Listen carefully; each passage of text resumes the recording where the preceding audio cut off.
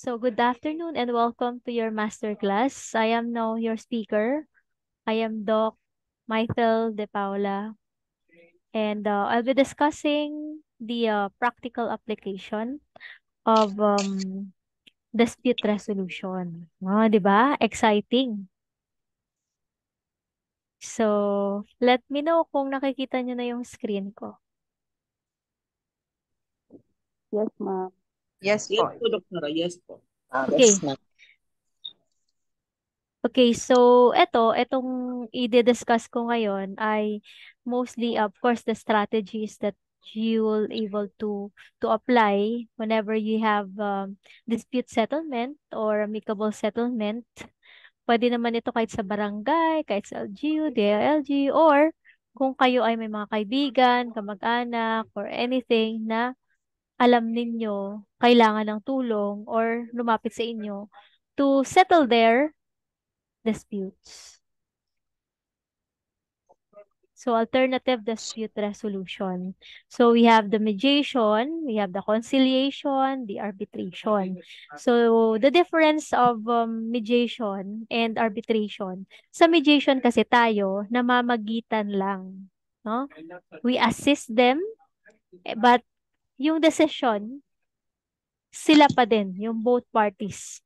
Kung sino yung nasa harap mo na dapat mag-ayos, sila pa rin yung mag-aayos ng kanilang problema or ng kanilang dispute. Tayo will just be here to assist them, to facilitate para sila ay mag-usap, to enter into amicable settlement. Pag arbitration, ito yung paghatol, no? Siya yung magbibigay desisyon. Kung sino yung naghahatol na yun. It's just like para siya yung judge. Pag napakinggan niya na both parties, then mayroon na siyang right para mag-decide for the both of them, para sa parties na yon. So, yun yung pagkakaiba. Pag conciliation naman, ito yung pagkakasundo through pangkat-pangkat, no? Madami sila. Pwedeng si chairman, mga lupon, magkakasama para ayusin yung isang problema. That is what we call the conciliation. So, sa conciliation, may chance na mag-uusap-usap yung mga pangkat na yun separately dun sa parties. Example, these parties, napakinggan na nila ito, nagsalita na sila pareho. Then they will have this different conference, pwede silang lumipat ng room para pag-usapan nila ano yung pwede nilang gawin. And then pag nakapag-agreean, nakapagbigay na sila ng mga strategies or anything na pwedeng maibigay doon sa parties na yon na makatulong sa kanila sa dispute, then babalik sila doon, then kakausapin na nila yung both parties. So, nagtutulungan sa conciliation. Pag mediation, mag-isa ka lang. Ganun din sa arbitration. Pero pwede din siya magkaroon ng mayroon kang sekretarya and para mag-take note kung mayroon man dapat pag-usapan. Yun yung mga pagkakaiba. So, ito ay ginagamit na strategy. Ito din yung method ginagamit sa mga barangay. So, kung kayo later on, nag-decide kayo na mag-volunteer sa barangay, or nag-decide din kayo na mag-mediator sa Supreme Court, then itong mga strategies, mga techniques na tuturo ko sa inyo, the practical application, ay yung siyang ma-apply nyo na. Now, mediation, isang proseso na isinasagawa sa isang lupon, ng isang lupon ito, punong barangay, sa nag-aalitang partido upang magkaroon ng pagkakasundo at katanggap-tanggap sa bawat partido. Pwede din ito yung sinasabi ko nga po sa inyo na mediator. Court annex mediator yung tawag sa amin. Pag mediator na nasa korte, yun ay pag galing na sa ano no sa kaso, nagkaroon ng yung both parties arraignment. After the arraignment, si judge yung magsasabi na, okay, ibababa ko kayo muna sa mediation. May chance na pwedeng maayos yan doon. Especially yung mga civil cases and yung sa criminal cases, selected lang yung pwede naming i-handle. Not all criminal cases pwedeng isettle sa mediation. So, sa civil cases naman, yes, binababa talaga yan for purpose of a process na may proseso. Pero yung mga kaso mismo na like hatian sa mana, hatian sa properties, yan yung mga medyo challenging na ayusin sa mediation. Kasi maraming involved na parties. But then, sa side ko, as per my experience, may mga naayos naman ako na settlement with that. So now, let's move on with the interest-based mediation. This interest-based mediation, nakafocus tayo dun sa interest ng bawat parties or ng isa sa mga partido na, let's say, the complainant itself, no? Ang kanyang interest talaga, gusto niya lang naman pala talaga magkaroon ng finances or makakuha ng pera or money lang pala talaga yung reason niya, not not with the land, no? Kasi pag yung interest based, tinatanong natin sila ng paulit-ulit, why it is important to you? Why you want that land? At para maging consistent yung pag-ano mo, yung pag-assess mo, you have to assess again. Ah, 'Di ba nasabi niyo po kanina na interest nyo ay dahil dito, dahil minana mo ito sa mga magulang nyo. So, mayroon kang sentimental value. Tama po ba yung pagkakarinig ko? So, hanggang sa marirealize na, oo, tama, pero alam ko po kasi talaga na ano, ganito, ganyan, ganyan. No? Mas kailangan ko po kasi yan, pangkabuhayan ng pamilya ko. So, doon mo makukuha yung interest niya talaga. It's not really because of the sentimental value. It's not because of the lupa, but because of the financial needs. Ganun pala yun. So, settlement of disputes between contendent parties in an amicable manner would result to preservation of relationships among families, residents of the same community to end result of decongesting the court dockets. May mga kaso yung barangay na napupunta sa akin kasi yearly na sila nandoon. Ulit-ulit yung problema, hindi na nasisettle ng barangay. Pag ganun yung nangyayari, talagang binibigyan na nila ng certificate to file action. Ibig sabihin, hindi na sila nagkasundo sa barangay at kailangan na ito idaan sa korte. So now, moving on. Ano-ano nga ba yung kailangan natin i-prepare? What are those things that we need to prepare when doing mediation or arbitration and conciliation? Ito yung clean environment. Nabanggit ko to ito noon, di ba? Nabanggit ko ito sa unang class natin about the conflict resolution. So, clean environment, at least, hindi naman kailangan malaki, no? Na sobrang laki or hindi naman kailangan na magarbo, basta malinis. No? Para mas madali tayo makapag-settle, they have the peace of mind also, walang distraction sa paligid. Kasi kung marami silang nakikitang kalat, ang gulo-gulo na ng isip nila, no? Galit na nga sila sa isa't isa. Pagdating sa table mo, puro pakalat nakikita nila, then it adds up on sa nagiging issue nila later on.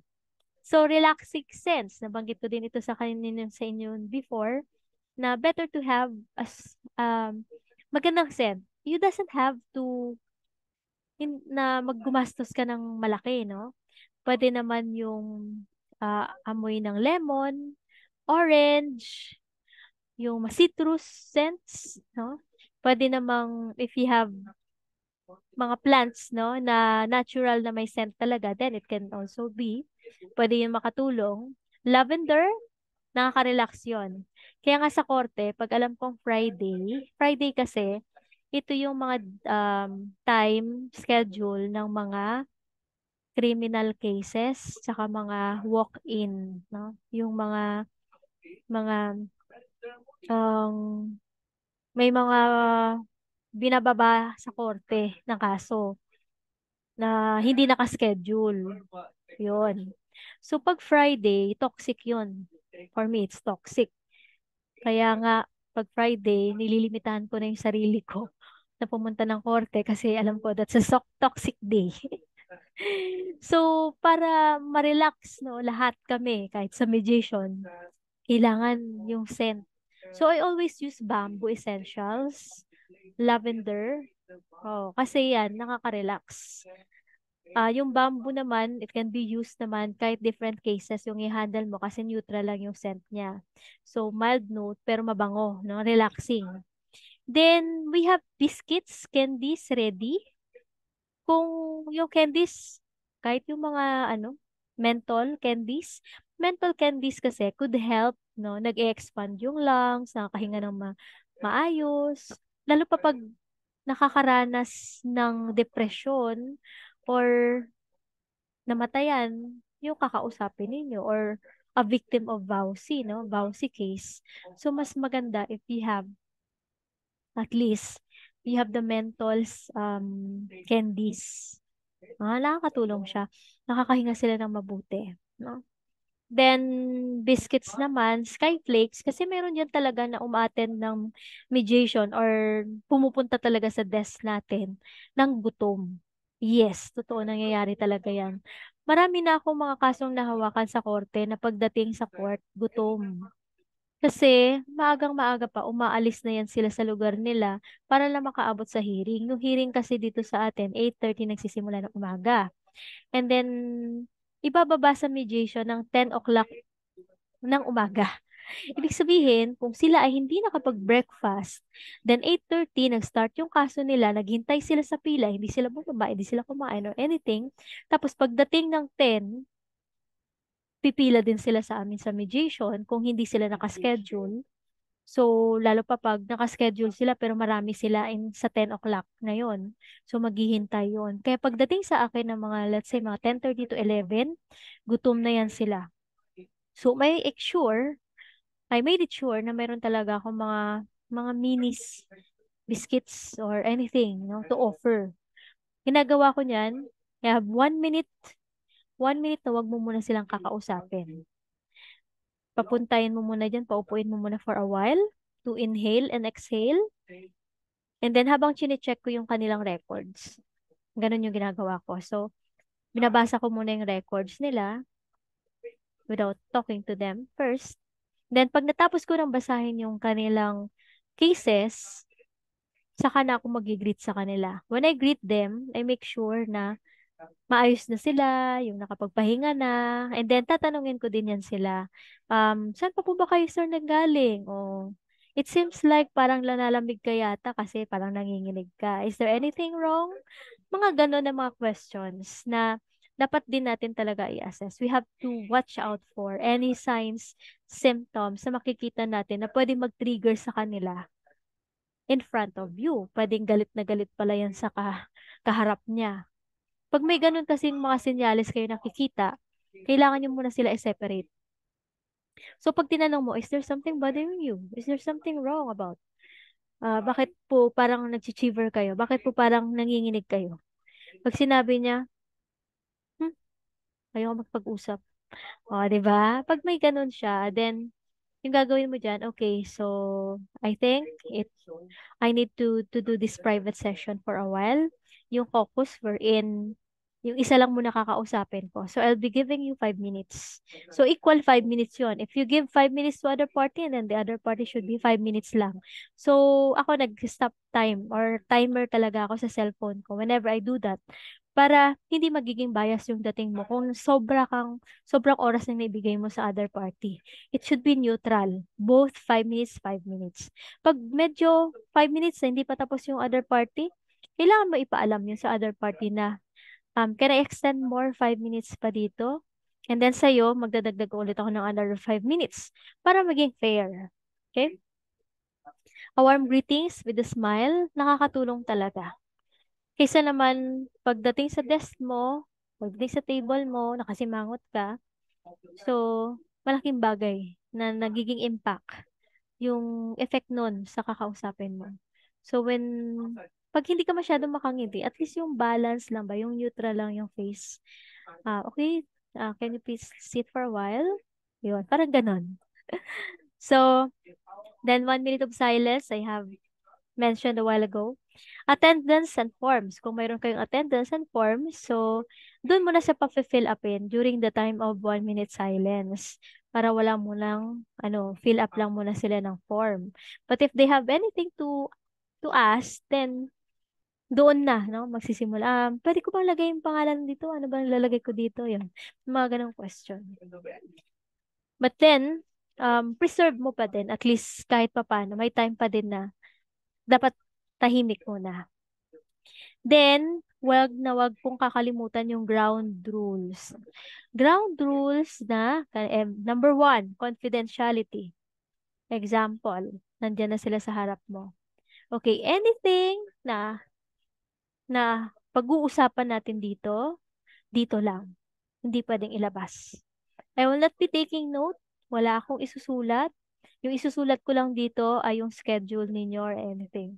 Papakita mo yan sa kanila ng harap-harapan na ito lang yung nakasulat sa note ko. Your schedule and ito. And then pag anything na parang in doubt siya, na mayroon kang nilagay sa notes mo, then you have to crumple it. Okay, done. Tatapon ko na to. Ganon. Ganon yung confidentiality, no? Kasi yung kinakausap natin dyan, hindi mo alam what's on their mind. Eh, paano kung paranoid pala siya, no? Sasabihin niya, kausap ko na ito, siguro kakampi ng isa to. Kasi parang kanina pa to nakatingin sa isa eh. No, nagiging paranoid sila. Yun yung mga dapat nating iwasan, na ma-feel nila yung bias. So, now, let's move on. No? Pag ganun, gumagana lahat yan, yung sight, smell, touch, taste, and everything. Taste, yung sabi ko, I have something. Oh, have something for you. Have something, mints, menthol, or anything that could help. Nakakatulong talaga, no? But pag allergic ka, syempre, have something sweet inside, yung nandyan sa ano mo. Pero not all naman, hindi naman lahat ng pupunta sa'yo, bibigyan mo ng candies. Of course, titingnan mo din for assessment yun. Makikita mo yun sa mga mata nila, makikita mo yun sa kilos nila, na gutom sila. He would offer water. Oo nga, pag natanong ko, galing pa po ba kayo sa malayo? Baka nagugutom po kayo. You have anything? Busog po ba kayo? Gutom or what? Do you have water? Pag wala, kung may water po dyan, kumuha po kayo. May water dispenser dyan. Anything that you could offer na kahit papano ay ma-relax sila. Maging kalmado muna sila. Hindi yung pagdating tense na agad sila, takot na sila agad sa'yo, naninervyos na sila, yung iba nanginginig. Kaya pag ganun tinatanong ko, is there something wrong? Okay? Now, yeah, ito yung sinabi ko kanina sa aromatherapy kasi it could go directly, no, to their brain. Ito yung ano natin, yung sa hippocampus natin, di ba? Very direct yun. So the moment that we smell that, nag-iiba yung mood natin. Example, nakaamoy ka ng adobo. Di ba kahit hindi ka pa gutom, Ma'am Angie, pag nakaamoy ka ng adobo, parang kang nagugutom. Tama po ba? Yes. Di ba minsan pag nakaamoy ka ng bagoong or tuyo, di ba? Kasi ang lakas ng amoy nun eh. Yung parang magkikrave ka din. Ay, parang gusto ko nun ah. Parang gusto ko ng bagoong. Ganon yung effect ng aromatherapy. That's the effect of the scents. Yung amoy sa paligid. Pag nakaamoy ka nga ng basura, di ba? Sira araw mo. Oh, so ganon din yun. When settling disputes. Kahit anong cases yung handle ninyo niyan. Marriage crisis, vowsy, kaso sa korte, nakakatulong yan. So, pag wala, edi Vicks. Mental pa din yun, no? And one time, no, kasi sumakit yung chan ko eh. Nagkaroon ako ng GERD. Inatake ako ng GERD habang nagme-mediation ako. So, wala na akong choice para gamitin o inumin. Mayroon akong efficacent oil. Sabi ko sa both parties, sabi ko, just for a while, can you please excuse me for a while? Masama lang talaga yung chan ko ngayon. I don't have my medicines. So, kumuha ako ng efficacent, nilagay ko sa chan ko. Nangamoy efficacent oil yung buong room. And then, akala ko maging negative yung effect. But then, sabi ng couple, ay nako, naalala ko tuloy si Lolo. Sa tuwing masakit ang ulo ko, laging may efficacent oil sa bahay. 'Di ba? Parang at least nakapag-ano siya ng positivity sa kanya. Sabi niya, "Oo." Kaya 'pag ganyan na amoy ko parang at home ako. I feel love. I feel na 'pag may sipon ako, lalagyan ako ng efficacent oil or Vicks. Gano'n yung feeling ng parties ko that time. Kaya, okay, buti naman hindi ako napahiya. And then when I entered the elevator, kasi umuwi ako ng maaga, nagtitinginan sa akin yung mga nasa elevator. Amoy kasi ako efficacent oil. And then wala na akong sabi, tahimik na lang ako. Pero alam ko yung reaction nila. Pero the reaction yung mix ba na parang they feel like they are home. They feel like may matanda silang kasama. Or nandiyan si mama na lolo nilang kasama. Parang ganun yung ano na feel ko sa kanila nung gumamit ako ng efficacent oil sa court. Tsaka sa mismong elevator. Pero hindi naman mas yung naging effect sa kanila yung facial expression. It's just parang, hmm, I smell home. Parang ganun. So, ganun din yung gagawin natin sa office natin or anything from there. But then, if wala talaga, can have plants, no? Plants na mabango. May mga plants kasi na maamoy na mabango yung amoy sa loob ng office, di ba? They, of course, the oxygen, nakakatulong siya.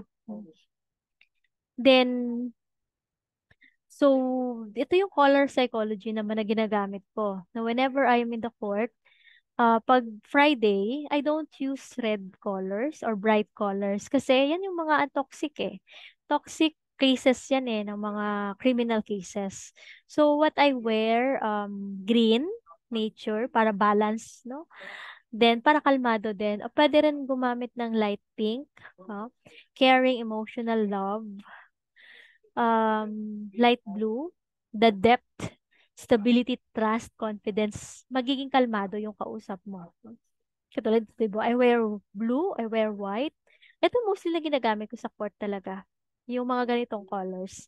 Yung hindi masakit sa mata, kalmado lang yung sa mata, yung masarap tingnan sa mata. Ang orange naman, basta hindi ganun ka-bright yung orange, yung ganitong kalmadong kulay ng orange, no? It could be warm, tapos excitement. Hindi naman siya ano talaga na sobrang ano 'di ba yung pagka-dark. So it's okay. And then ang lavender ano, medyo madalang ko lang siya ginagamit kasi may time ako na parang mayroon din naniniwala na parang nakaka-depress sa kanila. Yung too much color, nakakalungkot sa kanila. So I just use neutral color sometimes na yung katulad ng white, no? Yung black naman, you can use it sa court pa din, no? Formality naman kasi to. Hindi naman to, doesn't mean talaga na ano naman talaga siya. But it's parang formal lang din yung setup. But then, minsan lang ako nagba-black sa court. Mostly ganito lang mga kulay ng damit ko. Alam mo, pag may, I have parties lagi na lending company siya, lagi niya sinasabi sa akin yun. Alam mo ba, Ma'am Maitel, every time na nandito ako sa court, nag-iiba yung mood ko. Sabi niya sa akin, parang nai-inlove ako lagi pag nandito ako sa loob ng mediation. Ang bango. Tapos, nakikita pa kita lagi nakasmile. And then, yung damit mo, fashionable, colorful. Parang ang ganda ng vibe. Tapos, yung charm, relaxing.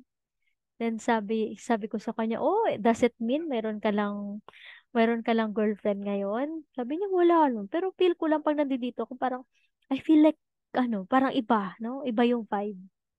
Nakakatulong siya pag nakikipag-usap siya sa mga parties na mainit ang ulo. So pag gano'n, nagiging kalmado din daw siya. Iba yung personality niya daw in person. So sabi ko, "Wow, that's good ah." Kaya pag nandun nga ako sa korte, they have the freedom to choose kung sino yung mediator nila. So like, tatlo kami yung present that day. Kahit pumaba yung pila ko sa akin, okay lang daw. I have this one, no, yung lawyer din, na talagang natuwa ko, mag-ina siya. Then sabi sa akin, alam ba, Mamaithel, kahit mahaba pila mo, sa'yo pa rin kami. Ikaw pa rin pinipili namin. Kasi kalmado ka makipag-usap eh. yung bang, yung mga parties, yung mga nangutang sa kanila, nagkakaroon ng chance to decide na mag-settle na lang instead of makipag-away. Ganun daw yung na-observe niya. Mag-ina pa yan sila. So, the other one, yung pinaka-head nila, yung mother nga, sinabi sa akin, sabi, thank you sabi niya, sipag mo talaga na ayusin yung mga cases namin. Parang ang dami namin nasisettle ng case sa'yo. Yun. So, di ba? Ang ganda pag ganun yung feedback yung naririnig mo sa kanila. And then, I received text messages then from lawyers. Ganun din yung ano nila sa akin, yung message nila. Sabi niya, you're too young. You too young for being a mediator, no? Kasi alam nila mga senior na daw yun. Parang bata ko pa daw. Pero iba daw yung expert level ng the way I handle them. Kasi kahit lawyers daw sila, nagkakaroon sila lang ng respect, no, sa authority ko. At nakakatulong daw talaga sa mga kaso nila. Which is good, di ba? So that's something that ano na babaunin mo no, na yung ganong mga feedback na kahit stressful yung magtrabaho sa korte, yung may kaharap kang 20 cases, mostly criminal cases, pero baon-baon mo yung mga ganong feedback nila. Then, nakakabawa siya ng stress sa'yo. So, what else? Ito yung sample ng aking mediation ground rules na ginagamit sa court.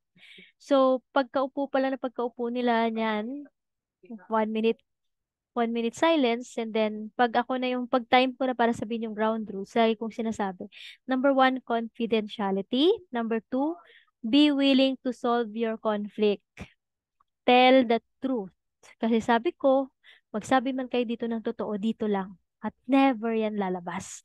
Hindi yan magagamit ng other party as evidence sa court. Kasi confidentiality nga yung mediation eh. So, lagi ko sinasabi sa kanila. Kaya nagiging honest din sila. They tell me the truth. Yung kulang na lang, ikwento nila lahat ng nangyari.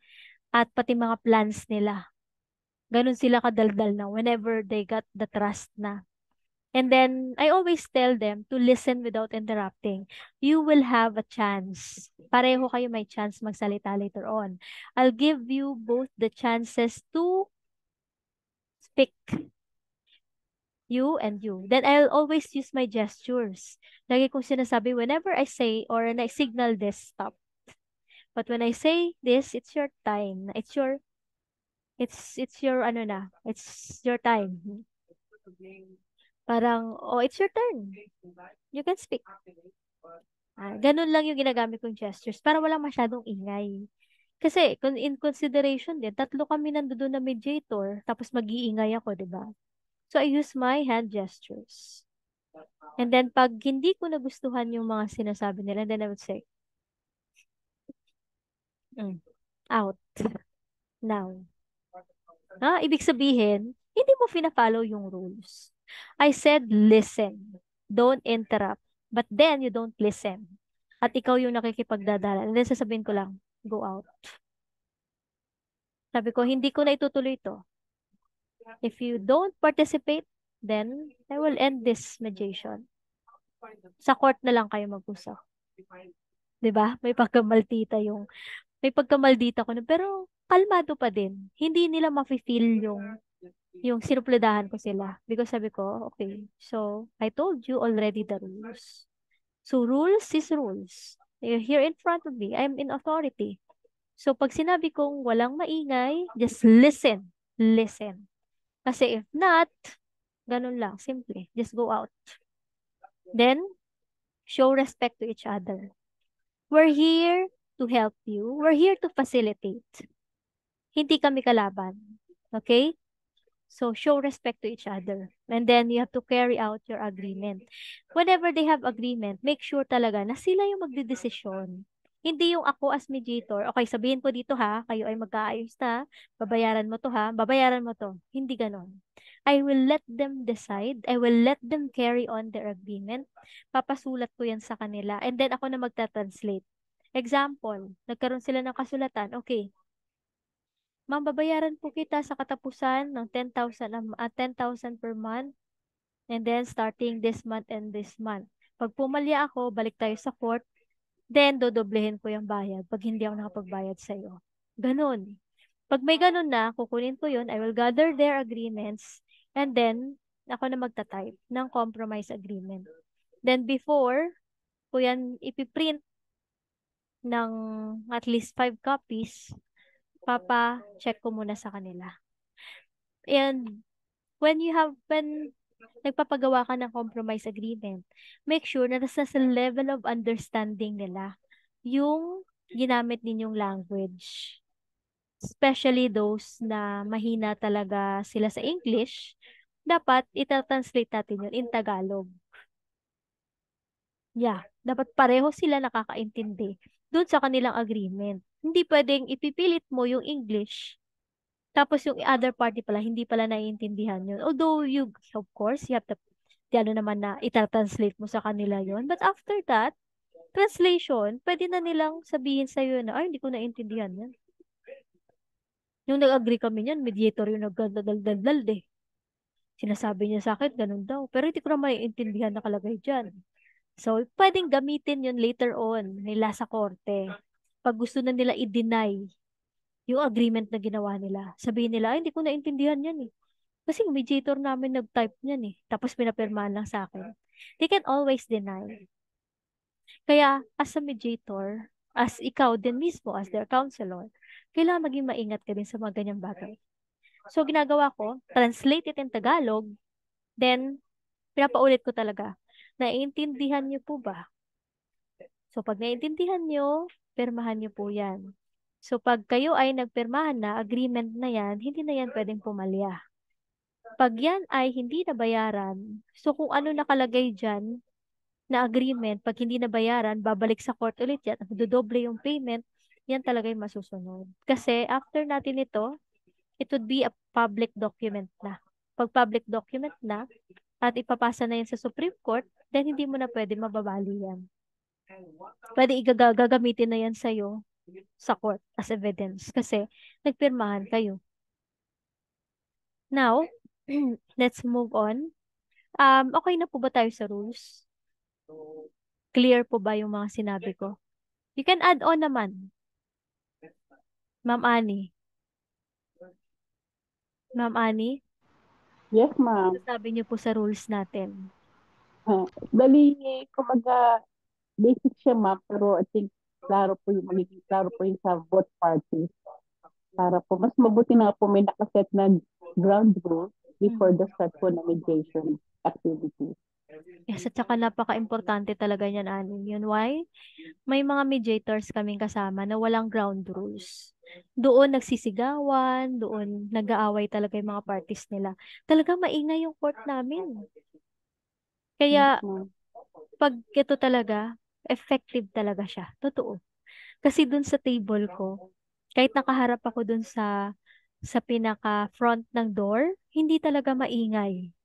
Parang wala nga kaming mediation na nangyayari kasi hindi mo talaga maririnig yung sigawan. Wala talaga nag-aaway. Kasi the moment that they do it, kamay ko lang yan. Go out or stop. Ah, Ma'am Michael, Mm-mm.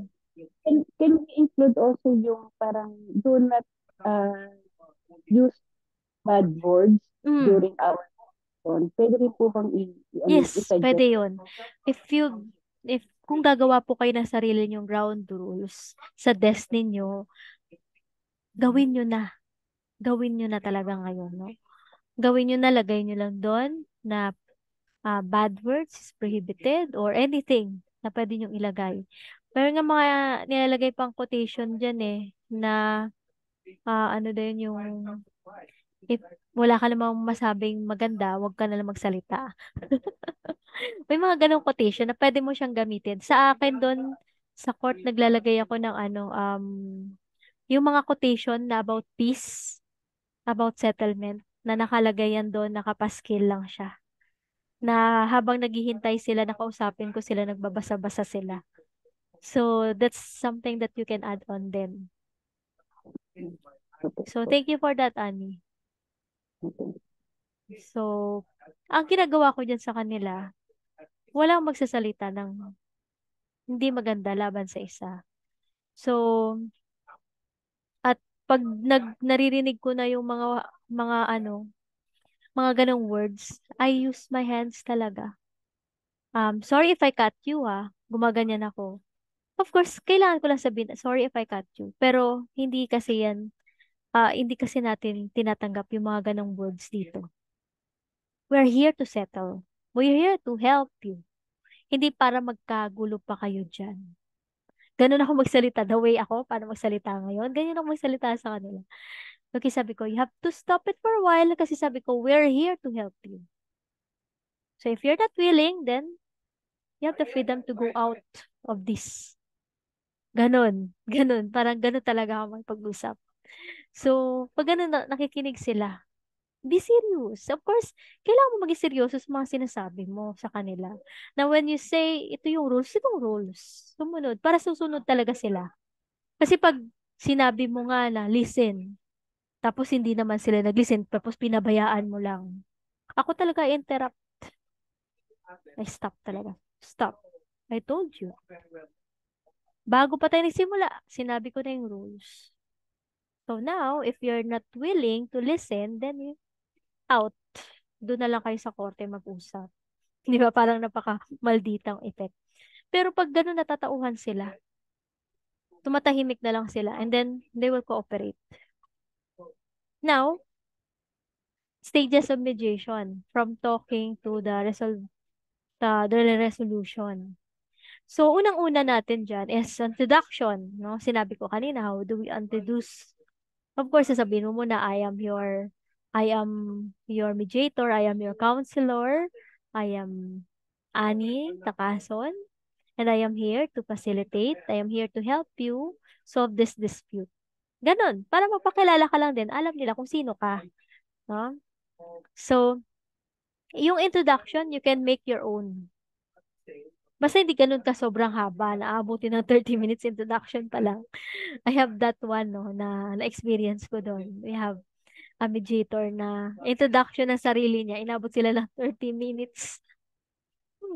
Puro siya, kaya nagalit yung lawyer. Sabi ng lawyer, ano ba yung mediation na yun? Puro na lang tungkol doon sa mediator. I know that. Siguro, kung nakakarinig kayo ng mga chismis, meron talaga nangyayaring ganun. So, all throughout the mediation, sa mediator story, introduction, yung naririnig ng lawyers. Kaya, tinanggal na yon sa mediation ngayon. Hindi na na-renew.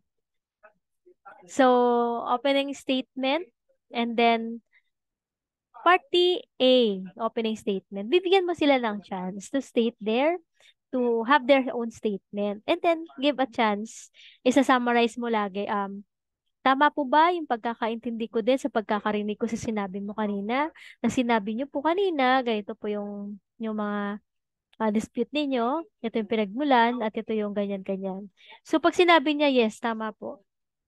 Pero pag sinabi niya na, ay, hindi, mali po yan, ito po yun. Then, okay, I would like to have apologies for that. Nagkamali ako ng pagkakaintindi.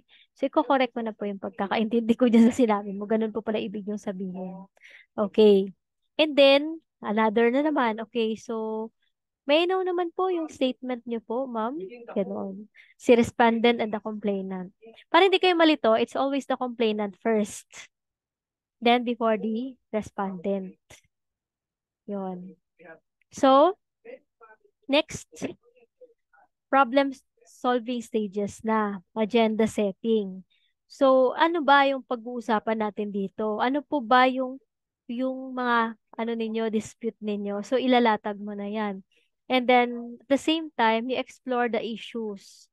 Yung issues kasi, hindi lang yung basta naman sinabi nila. Yung mga nakalagay dun sa paper nila, no. Meron pa yan na mga inner na mga issues na saka lang natin i-explore. Kaya nga sinabi dito, exploring the issues. Kasi hindi lang kung ano yung sinasabi nila, yung issue talaga. Mayroon pa yan nalalabas sa bibig nila. So, pag sa tingin ninyo na hindi sila komportable sa isa't isa at malabo na maayos mo sila in front, then kailangan mo na magpa-private session or caucus. 5 minutes, 5 minutes each of them. isa muna kakausapin mo and then the other one. So, first with the complainant, 5 minutes and then respondent, 5 minutes. Ganon.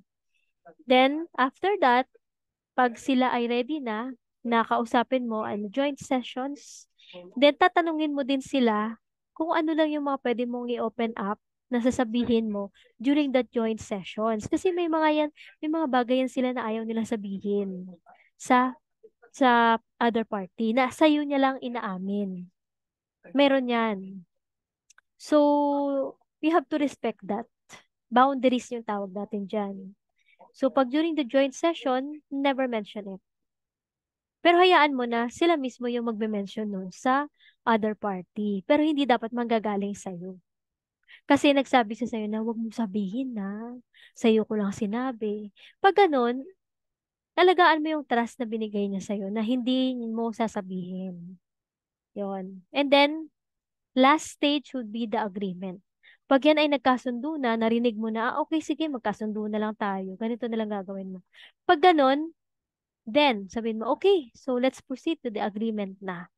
Now, okay, sabihin mo ano mo, anong ah, mga ilalagay natin inclusion, ano mga kailangan bayaran, monthly, saan ibabayad, kailan babayaran, mga ganon.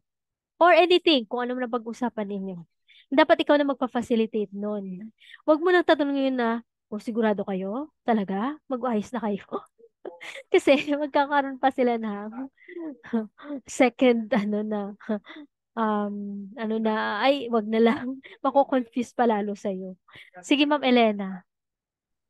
Kasi doktora sa family dialogue, pag sa Mm. child support, ah, bali nagpe-prepare kasi ako ng dalawang agreements. Tapos, ang sinasabi ko, sige, isulat niyo dyan kung ano sa tingin niyo yung parang gusto ninyong maging kasunduan. Mm. And then, may tag-isa sila and then pipirmahan nila. At saka sa akin, original, I'll give them the The Xerox copy copy. na lang Mm. para for monitoring ko yung mga agreements namin. Pwede ba yung ganun? Yes, pwede yun. Kasi kahit Ah, naman kami sa mediation, nagkakaroon din kami ng sarili naming copy. And then, oo. after a while, kami kasi wala na kaming chance para mag-follow up sa kanila. Kasi court na kasi yun eh. After 1 year, ang i-liquidify yun. Parang nagkakaroon sila ng ano to, ano yung tawag to? Nililist down nila lahat ng mga cases after 1 year. Then, pinapatawag ulit yan sila. Kinakamusta. So, judge na yung gumagawa kasi nun. Sa amin naman, once that they have agreed na, kumukuha lang kami ng kopya. Para at least we have the copy of their agreement whenever na ano yan, tumawag yan later on na magsabi na, kami po pala yung sinettle ninyo nung mga nakaraan. Okay na po pala kami. Oh. So, okay. So, just wait na lang po na mabigyan kayo ng final decision ng korte. Kasi sa amin, ano pa lang yan eh. That's the compromise agreement pa lang. So after nun, papasa pa rin sa korte yun. And then si judge na maggagawa ng final decision. Kung ano nakalagay sa compromise agreement, yun din yung ilalagay doon para magkaroon na ng dismissal of the case. So with you naman, yes, it's tama naman po yan na kailangan nilang gumawa ng sarili nilang agreement, especially with the custody of the child, visiting, sa tuwing kailan yan, and pipirmahan nila yun in front of you. Thank you. Okay. So, thank you. Then next. So, the 5 practical key consideration in assessing interests. Ano-ano na yun? Yung sinabi ko sa inyo, di ba? Paulit-ulit mo siyang itatanong. Yung why. Why? Why do you want that?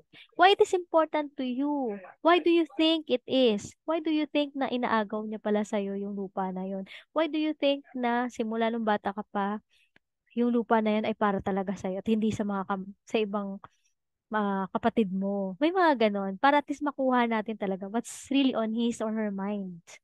Na no, asked, why not? Oh, bakit ayaw mo? Oh. So that they can have another choice. Pag ano na sila na, bakit lang yung tinatanong ng why na to? Parang nag-investigate ka kasi. And then next, multiple interests. So sa mga, the way they answer you, sa mga tanong mo na why, doon mo makukuha na marami siyang interests. Interest na yun, it could be financial, it could be valuable sa kanya, it can be na pag nakuha ko to, pag sa akin yung lupa na yan, nasa front yan ng front business side yan, marami ako makukuha kliyente dahil magninegosyo ako dyan. So, madami siyang interest dun sa bakit gusto niya yung lupa. Ha? And then, number 4 is most powerful interests basic human being have. Yun, ito yung security. Yan yung unang-una sa sa mga na-handle natin sa mga cases. 'Di ba? Kahit sa mga custody of the child, 'di ba? The security, na unang-una yan. The benefits of the child, saan sa secured.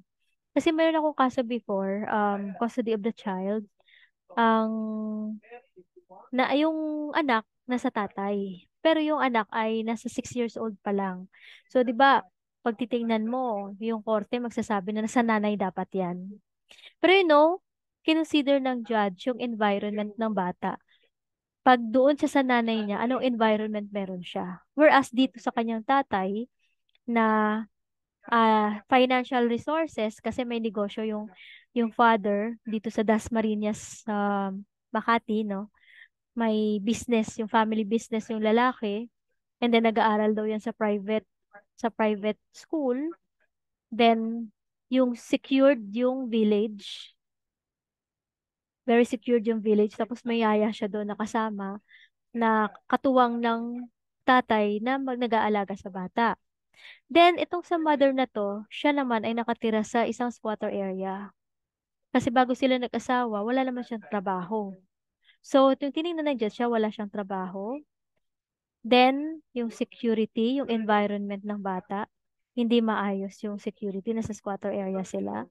And then, yung next na tinignan din doon, yung psychological incapacity or yung mental wellness ng mother.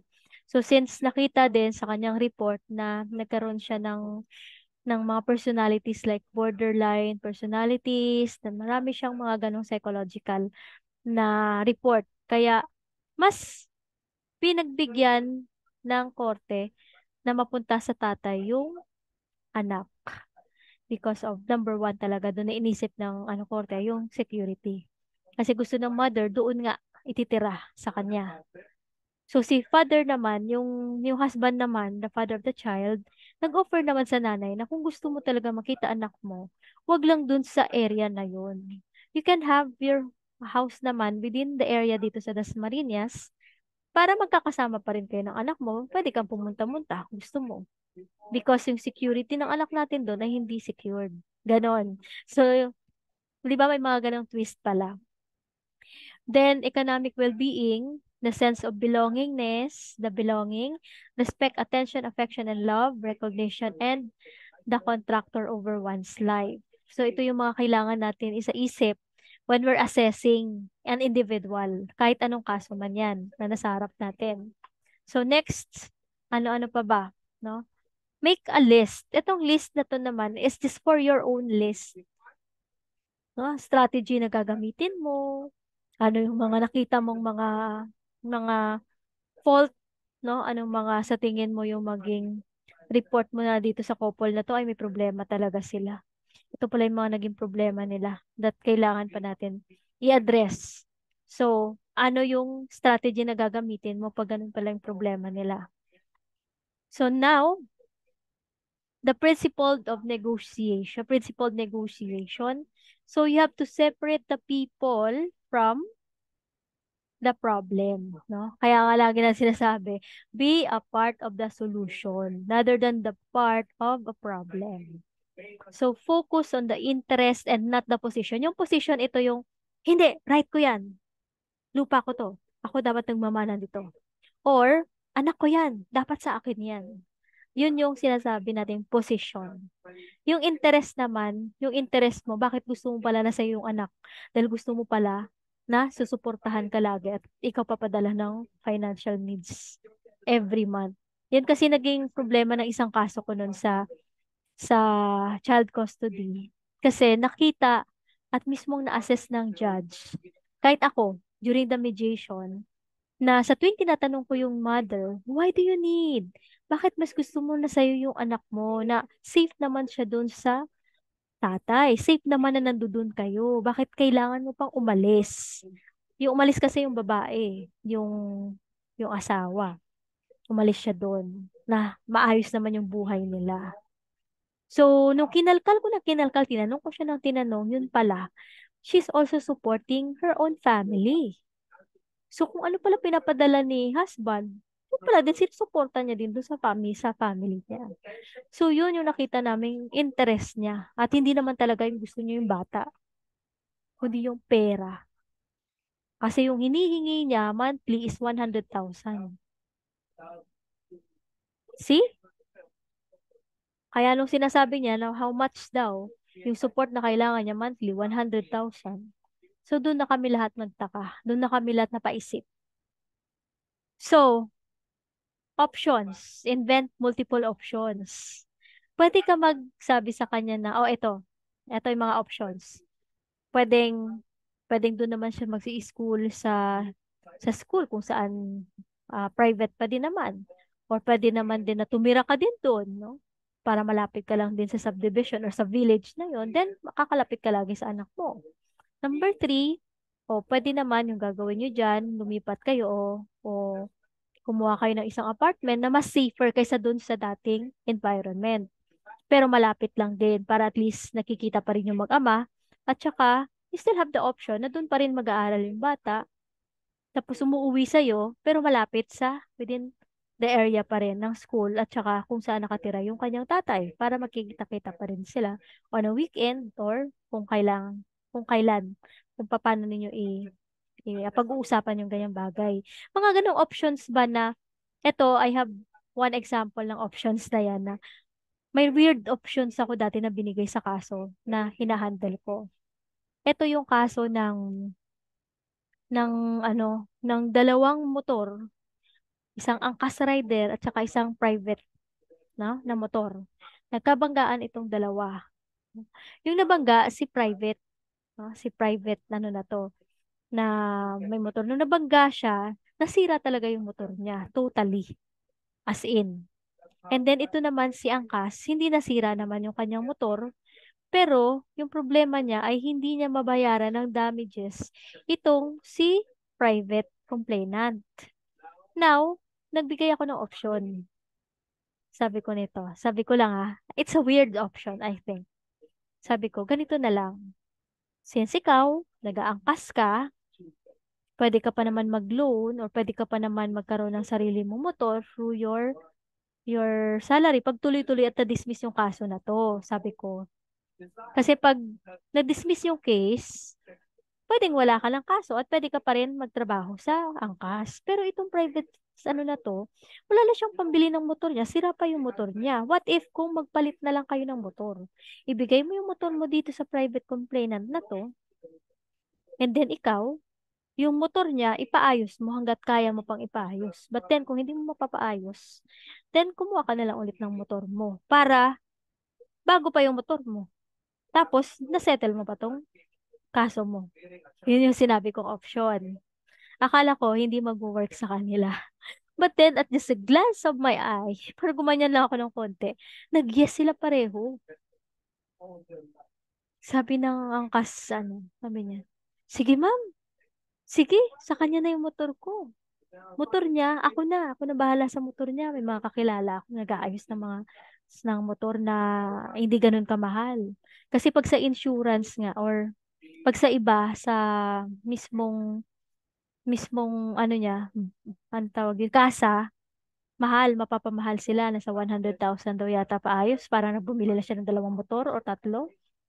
Nagulat nga ako eh. Ba't ganun ang mahal, no? Parang umabot na sila sa ganung presyo. So, nagkaayos sila. And then sabi ko, sige, okay. Since nagkaayos kayo, nag-okay kayo, ganito na lang. Magpalitan kayo ng motor, magpicture kayong dalawa, mag-selfie, then balik kayo dito. Dismissal of the case na yung gawin natin. Magpirmahan kayo ng withdrawal of the case. Ayun. Bumalik sila after 1 week. Nagpicture, nag-selfie, pinrent, pinakita sa akin. And then, nagpirmahan sila. 'Di ba? So, you'll never know. Yung option na pwede mong ibigay sa kanila ay pwedeng pagdesisyonan nila and they will go for it. They will agree to it. Kaya nga hanggang ngayon natatawa ako eh. Pag naalala ko yung mga ganun na experience ko sa mediation. So, insist that the result to be based on the objective standard. So, hindi lang pwede dahil naawa ka. Dapat be professional to handle their case. Hindi yung, kawawa naman to. Ano kawawa, oh. Bigay mo na. Hindi naman ganun. So, dapat fair pa din. Balance. 'Di ba? Kailangan pareho sila magbe-benefit. Kaya nga win-win solution eh. 'Di ba? Pag ginawa ko yun, papaayos niya lang daw yung motor na yun. Kaya pa daw paayos. Lesser lang yung magagastos niya. May motor pa din naman siya. And then the other one, may motor pa din. So, pareho sila na continue yung buhay nila pareho. Hindi sila magsa-stock up into, ay, ayokong bayaran yan. Ayokong ayusin yung motor mo. Bahala ka. Ano na lang tayo ng kaso. Tuloy-tuloy ko tong kaso. So, kung ganun yung naging desisyon nila, so, yung mangyayari syempre, lifetime din or parang the way na nililitis yung kaso, na-stress sila pareho. Ma-hassle talaga sila kasi paulit-ulit at pabalik-balik sila sa court habang nagli-litigation. Mapapagastos pa sila. So, next. So, ito yung 7 elements of effective mediation. So, the interest, know the options, yung offer of options kanina na bagin ko, yung criteria, ano mga criteria, ano yung mga possibilities, ano yung alternatives, relationship, no? You have to build the relationship. Meron ako isang kaso din, sample din ito, na ang nagkabanggaan din, no? Nabangga. This is, I think, a Grab ang isa eh. So, yung isa naman medyo mayaman, yung talagang complainant. Nagasgasan yung sasakyan niya. So, ito, si Grab driver, sorry, sabi niya, Sir, baka pwede naman po na magkaayos na lang po tayo. Kasi po, pangkabuhayan ko po yan eh. Kung wala po talaga yan, wala po talaga mangyayari. Eh ngayon nga nang nalaman ng asawa ko, na kinakasuhan ako dahil nagkabanggaan, hindi na ako pinauwi ng bahay. Ngayon wala na ako mauwian. Yun yung nangyari sa kanila. So, nakausap ko yung wife eh. Sabi ng wife kasi sa akin, kasi kinausap ko, sabi ko, sa phone lang. Sabi ko, oh, totoo ba na pinalayas mo yung asawa mo dahil dito sa kaso na to? Yes, ma'am. Kasi hindi ko matanggap eh. Bakit hindi siya kasi ganito, ganito, ganito, ganyan, ganyan. Daldal, grabe. Kasi ba't di siya maingat? Alam niya naman na may mga anak kami. Alam niya naman na ganito. Papakain ng mga anak. Papakain ko sa mga anak niya. Ganun siya. So, kinausap namin yung complainant or yung nabangga. Kasi gasgas siya eh. May gasgas. Yung parang sa likuran sa bump ng kanyang sasakyan. Eh si Grab driver ay dating mekaniko na OFW. Kasi tinanong ko ng tinanong eh. Sabi ko, ano po bang background niyo, sir? Sabi niya, dati daw siyang OFW at mekaniko pala siya. Magaling pala siya mag-ayos ng sasakyan. So, ganito nung narinig kasi ni complainant, na itong ano natin ay nagka-problema sa asawa at di pinauwi. Alam mo pong in-offer sa kanya ng complainant, sabi niya, Sir, ganito na lang. Ayusin mo yung sasakyan ko. Sumama ka sa akin ngayon. Sumama ka sa akin ngayon. Ayusin mo yung sasakyan ko. Pag naayos mo yung sasakyan ko, i-withdraw ko yung kaso. Bibigyan pa kita ng trabaho. Ikaw na kukunin kong maintenance ng sasakyan ko pag naayos mo. Eh di ba? Ang ganda na naging option, ang ganda na naging usapan namin. After a week, eto na nangyari. After a week, pinabalik ko kasi sila eh. So every week kasi kami nag-session. So basta maximum of 4 sessions yan pag sa mediation. Pag mga ganyan matindi talaga yung kaso. So after a week, ayun, nag-update. Ang saya nilang dalawa. Sabi sa akin, Ma'am, ayos to. Sabi niya, magaling pala tong mekaniko. Magaling pala siya. Naayos niya sasakyan ko na nabangga at naayos niya pa yung isa ko pang sasakyan na nasa garahe. Tapos ngayon, wini-withdraw ko na yung kaso. From time to time, siya yung magiging mekaniko ko. Mayroon siya sa akin ganito. Sasahuran ko siya ng maintenance fee na masobra pa doon sa kinikita niya sa pag-grab niya. Now, dahil doon, nagkaayos yung mag-asawa, yung wife na nagpalayas, kasi si husband niya ay na-opera ng malaking sahod as sa maintenance doon ng mayaman na kanyang nabangga. So, naging maganda yung relationship. Then ito, syempre si wife and the husband, nagkasundo na ulit. No? Masaya-masaya na si wife. Kinausap ko ulit. Oh, ano, kamusta na? Ma'am, thank you, ma'am. Thank you, ma'am. Dahil sa iyo, ma'am, tinulungan mo sila, nagkaayos sila, ganyan. So, na-preserve yung relationship. And then, at the same time, nagkaroon din siya ng relationship doon. So, di ba, out of something, out of the blue, na akala mo, mga ganong problema, hindi maayos. But then, nagkaroon pa siya ng opportunities. Hindi mo talaga masasabi yung panahon eh, yung mga pangyayari. When you deal with them, when you dare to help them, you give them options. Dahil sa tanong ko na yon, nagkaroon sila ng idea. Yung tanong na, Sir, pwede ko ba malaman yung background ninyo? Ano po ba yung dati yung trabaho? Para naman alam natin kung paano ka makakatulong, paano mo mababayaran si Sir. Ano pa ba yung mga skills mo? Ganon. Hanggang sa sinabi niya na mekaniko siya sa OFW at pinakita niya yung mga ebidensya, pinakita niya sa amin sa cellphone niya. Magaling pala siya. Okay? So, may natutunan kayo dun sa sa sinabi kong scenario. Yes po. Ang ganda na Yes po. storya, Opo. no? Nakapag-open pa ng opportunity dun sa mechanic. Hmm. At saka, ang galing niya pala talaga. Hindi lang lumalabas kasi syempre, pinili niya daw na dito sa Pilipinas para kasama yung mga anak niya at of course, yung asawa niya. Kaya nagtiis siya dito sa Pilipinas na mag-grab-grab na lang. Kaysa bumalik siya daw as OFW. 'Di ba? So, sino pa yung namanghasak sa ano na yon? Sa napakagandang kwento na yon?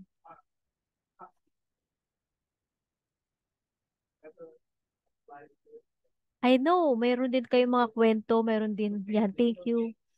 Alam mo, may mga ganong kwento din na mga inaayos kayo sa mga marriage counseling ninyo, mga marriage crisis counseling ninyo, na later on, parang ma-amaze ka na paano mo sila naayos at mas lalo pa napatibay yung relasyon nila, no? Relasyon nila dun sa ano, tapos relasyon na sa kanyang asawa. Until now, hanggat lagi ko siya naaalala, natutuwa ako na sa akin sila napunta at paano ko na-handle yung kaso nila.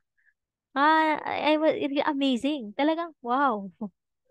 Na unexpectedly, may mga ganun pala talaga na pwedeng mangyari. Yung bang patitibayin mo lang lagi yung pag-unawa mo sa mga bagay at you be there talaga to facilitate them at ikaw din mismo, tutulungan mo sila mag-isip to enter into amicable settlement. Na kahit alam mo napaka-imposible, pero pwede pala, posible pala siyang mangyari din. Lalo pa yung nabangga niya kasi, nakausap ko yun eh. Bago pa sila magkaroon ng formal, ano talaga, joint session, nakausap ko yun. Mayaman talaga siya. Para sa kanya, wala lang, pero gusto niya talaga daw na mabigyan ng leksyon yung driver na yun. Gasgas lang daw naman yun halos. Pero for him kasi, kailangan may managot at saka kailangan, alam niya, para later on, hindi niya nagagawin. Paano daw kung maano sa iba yun, na walang panggastos? Siya daw, kaya niya. Kaya niyang gumastos, kaya niyang paayos yung sasakyan niya. Pero gusto niya talaga na to, to teach the lesson. Diba? Ang saya. Pag na-imagine ko nga sila. So, a good communication can also help you to to give effective mediation, the effective yung conflict resolution skill, and of course the commitment. So, next, ito yung mga interest. Pag tayo ay tinitingnan natin yung mga interest nila, aside from those na nabanggit kanina, syempre ito yung mga needs, Ang concerns nila, lagi nilang nag-aalala sila sa future ng anak nila, katulad ng custody na hinandle ko. So always the future of the children. Ano maging future ng anak ko? Pag yung environment ay ganun. Mga ganun sila, no? Then, of course, the aspiration. And then, yung mga hopes nila. What else? So, how do we manage the interest and positions? Mga nabanggit ko kanina. So, in interest, gather the data. So, establish relationship. Get the interest. Yung pinaka-deeper of interest by asking why, asking questions. Your values. Your emotions. To control your emotions during the time na kayo ay nag-mediation or nakikipag-usap ka sa kanila. Yung sinasabi ko na no bias. No? Kahit alam mo naman na parang galit na galit ka na dito dahil alam mo naman na siya may mali. Maraming ganyan sa kaso ko sa korte na alam na alam naman talaga na may kasalanan yung isa. Pero you need to be neutral. You need to control your emotions during the time. To be professional. To handle their situation. To handle their disputes rather than yung magigibabaw yung emotions mo. Hindi pwedeng ganun.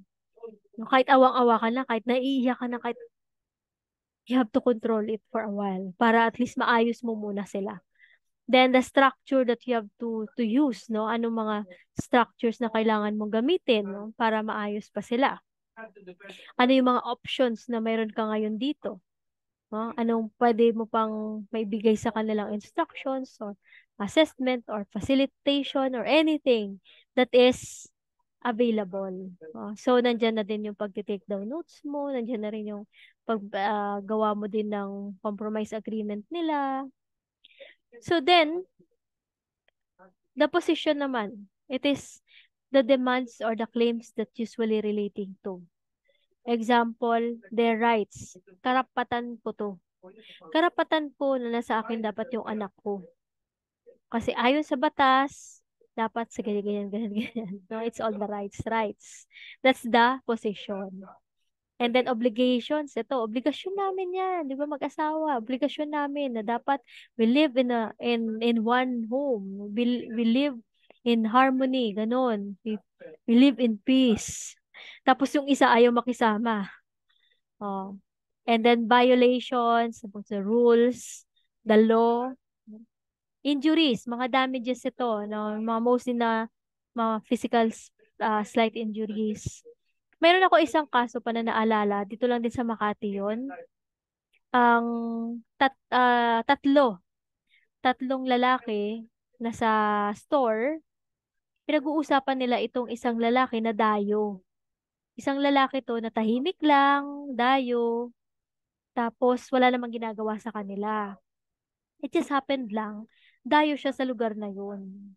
Eh, yung mga tao doon kasi, kampi-kampi yan. Lalo pa pag matagal na sila sa isang lugar, na siga sila doon, and then may bagong salta, bagong tao na nandoon. So, pinag-uusapan nila tong lalaking to, na nasa store sila, tatlo. Tapos dumaan lang itong isa, na nandyan lang, malapit lang yung bahay lang. Di magkapit bahay lang sila halos noon. So, nung dumaan siya, tinitigan siya ng masakit ng tatlo habang pinag-uusapan siya. So, ginawa niya, nag-stop lang siya. Tinitigan niya din yung tatlo. So, nakatingin lang siya. Pero dahil sa tingin na yon, nagalit itong tatlo sa kanya. Diba pinag-uusapan na nga siya ng tatlo? Nagalit. Yung ginawa nitong isa na nagsipasimuno doon sa tatlong nag-uusap na yon, binugbog siya agad. Anong tinitingin mo sa amin, ha? Kasi matapang siya dahil tatlo sila eh. No? Kumbaga, nagtapang-tapang, may mga kasama ako. Kinandyan niya agad binugbog niya agad without asking why. Oh, bakit may tingin dito, ha? Hindi man lang binigyan ng chance para masagot. Which is, itong lalaki pala, natural pala sa kanya, pag tumitig siya, talagang masakit yung tingin. Tinitigan niya lang sana dahil gusto niyang malaman bakit siya pinag-uusapan. Yun sana yung gusto niyang malaman. Pero, bigla na lang daw sinuntok ng isa. So, dahil nasuntok siya, isumuntok din siya. Eh, hindi alam nitong tatlo na to na martial artist pala itong isa. Kaya isang bugbog, tatlo sila ay tumba. Parang domino. Alam mo, parang nag-bowling lang siya. Eto kasi yun eh. Dalawa na sa likod, isa na sa harap. Nung binugbog niya yung isa, kumapit yung kamay sa isa. Tapos dito siya natumba. So, domino effect. Tumba silang tatlo, no? Na-outbalance, no? Tumba. Dahil natumba sila, nagkaroon ng pinsala, nabukol, mabato pa yata yung lugar. Then, nagkaso yung tatlo. Nagkaso sila ng physical injuries. Slight injuries lang kasi konting mga gas-gas-gas-gas lang naman daw yung ano. But then, that's the case. Pero nung nag-mediation sa akin, doon ko nalaman na wala naman talagang kasalanan. Yung isa na nagbugbog din dahil kumbaga pangalawa na siya. Kumbaga naghiganti lang siya. Kaya lang syempre tatlo yung na-damage. So yung usapan nila ay 2,000 binayaran nitong respondent. Yung complainant na tatlo, sakto na daw yung 2,000 sa kanilang tatlo. Kasi gas-gas lang daw. Kumbaga, pang first aid. So, siyempre, pumayag na itong isa. Kaysa naman daw na lumaki yung gulo, salta lang daw siya. Parang, kumbaga hindi siya taga roon talaga. So, baka daw mapag-initan pa siya. And then later on the day, saka ko nalaman, yung 2,000 pala na yon pinang-inom lang ng tatlo. 'Di ba? Funny. Very funny story. Kasi skip on ano pa rin. Kahit pa paano nagfa-follow up pa rin kasi ako nung time na yon. Gusto ko malaman what happened. But then yung yung isang na yon, yung kinasuhan nila, umalis na din sa lugar na yon. Kasi baka daw ma-threaten pa, baka pati daw pamilya niya madamay pa. So umalis na lang din sila sa lugar na yon kasi kahit ano pa mangyari, baka umulit daw ulit na baka ganun pa rin yung gagawing setup sa kanya. So that's it. So injuries and damages. So moving the positions to interest. Focus how to hurdle the obstacles to go past the conflict and move on. And do not focus kung sino yung right or wrong. Ay sinasabi ko lagi sa inyo kanina, kahit alam niyo yung mali yung isa or tama yung isa, dapat neutral pa rin yung ibibigay mong solusyon sa kanila pareho. Yung fair to both of them. So, like, yung nagpo-position lagi itong si, I want, you have to, you need to. Ito lagi nilang bukang bibig. Yung mga taong ayaw makipagkasundo. Sila itong nakalagi nakaganyan na ayoko makipagkasundo dyan. Bakit? Diba? Anong makukuha ko? Kung magkakasundo kami, baka matatalo lang. Pero kung hindi magkasundo sa kanya, babayaran niya ako. Then, that's something na pwedeng namin gawin, no? So, pera lang pala. Yung totoo. Das position niya lagi, right, ayoko magbate. Then, yung interest naman, lagi ko sinasabi to, yung keep on asking why. Para makuha mo talaga ano talaga yung deeper interest nila, yung feelings, yung hopes, motivations, beliefs, yung mga fears nila, why they're not telling it, especially sa mga bata. Pag bata naman kausap natin, kakausapin natin sila in a secured place na hindi muna kasama yung mga magulang. Although they are just in one place. Yung bang, iyan mo lang muna sa isang place, secluded place where nakikita pa din yung parent, pero hindi na naririnig yung sinasabi ng bata para makapagsabi yung bata ng tama at totoo. Kasi pwedeng takot siya sa sa magulang or takot siya sa father or sa mother or either. So it's better na tatanungin natin ng mabuti. Ano po ba yung bakit po ba ganito, ganyan. I am here as your friend. So ile-level up natin yung communication natin, the way they understand it, especially yung mga bata. So kung pwede pa natin i-level din yung sarili natin, if nakaupo sila, syempre, mag-ano ka ng konti, bent out ka ng konti, o umuupo ka ng mas malalim para mas parang ano lang yung inline ka lang sa kanya pag nagkipag-usap para hindi ma-overwhelm yung bata or hindi siya matakot sa'yo na sino ka nakikipag-usap. No? Or you have to lie down like this. Ibaba mo sarili mo na magpantay yung ulo ninyo. Is there anything that I need to know? I am a friend. I am just here. Gusto ko lang alamin kung anong problema. Bakit ayaw mo sumama kay mama? O bakit mas gusto mo kay papa? Or bakit ayaw mo kay papa? Sa custody of the child yan. So may ganun kaming chance na nakakausap namin yung bata. If necessary lang. When necessary lang naman. Huh? So ito yung land is mine. Land is mine daw. Pero hindi naman totally yung land lang talaga gusto niya. Kaya di ba ako lagi ko sinasabi sa inyo, go deeper. Okay, so I'll go fast pa ha kasi mag-break time na. So, although marami na akong best sinabi to kanina, nabanggit ko na to kanina about sa money and about the land, punta na po tayo sa, ayan, nasabi ko na to kanina. So, let's move on to, ayun, conflict resolution techniques. So, you have to manage the impasse. Yung manage the impasse, ito yung mga ayaw na makipagkasundo. Yun yung laging si position. Yun. But then, yung intervention natin dito is agree to disagree. So, parties do not have to agree on every point. Huwag na natin pilitin na they have to agree on you or to agree on the other parties. So, kung ano lang sa tingin ninyo na belief niya, o ito kasi talagang pinaniniwalaan ko, okay, we would respect that.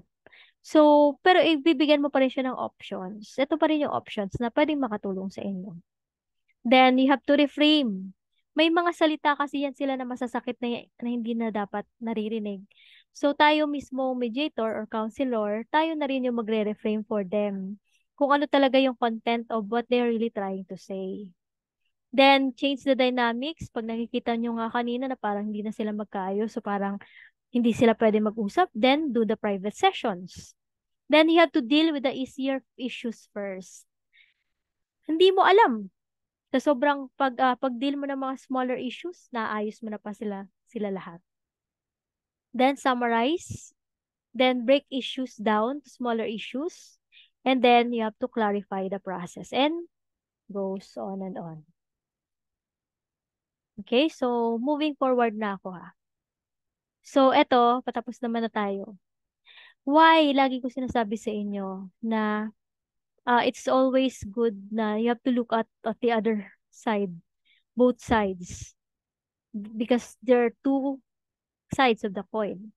So, pwedeng yung isa nagsasabi ng totoo, the other is not. Pero pwede din na magkaiba lang talaga sila ng perception. So, this is an activity to end this session of ours para bago man tayo matapos, ay nabigyan ko kayo ng mas magagandang strategies at the same time. Itong knowledge at saka ito, activity na to. So, what do you see right now? Sa rabbit. Ma'am Angie, what do you see? Sa rabbit, ma'am. Rabbit din. Ma'am Christine.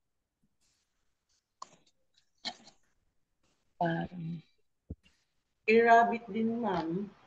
Rabbit din. Yes po. Sino? Ma'am Gloribel. Sorry, ma'am, rabbit din po. Ma'am Edeline. It's a rabbit or a chick with big. Si Ma'am Edeline, dalawa nakikita niya, no? A rabbit and a duck or a chick. Ma'am Annie, nakikita mo? Rabbit din, ma'am, at saka a duck. Ayun. So, dalawa din nakikita mo. So, okay. So, di ba, yun yung perception, no? Magkaiba. So, mayroong rabbit lang, mayroong pareho. Nakikita si duck, nakikita si rabbit. So, can we read this one? Can we read this, loud together? Ready, start. A bird in the bush. Again. A bird in the Bird bush. in the bush. Walang nagsabi sa inyo ng a bird in the bush. Ayan. Ay, oo. Nga yung upper Naku, limb. natrap ka. Ayan. It means that your brain is correcting you, no? Pag nakikita niya, example, pag nakikita niya may isang senaryo kayo nakita or nasaksi, yung brain natin have the tendency to correct what happened. May possibility na nag-iiba yung perception sa brain natin. Example, nakita natin yung puno, may something kakaiba sa kanya. Pero our brain corrects us na iisa lang yan. It's still a tree. O, kaya tayo, ginagawa natin, kinokorek natin agad. On the spot. Without knowing it, no? Parang uncontrollable na our brain dictates us that ito yung tama. 'Di ba? Yes. Hindi niyo napansin yun, 'di ba? Yes, At oo. hindi niyo rin Dalawa siya, siya. yes. At 'di ba hindi niyo rin siya intentional? Yes. Oo. So, that's why na we cannot judge anyone. We cannot judge any people. It could be possible na the brain is correcting them.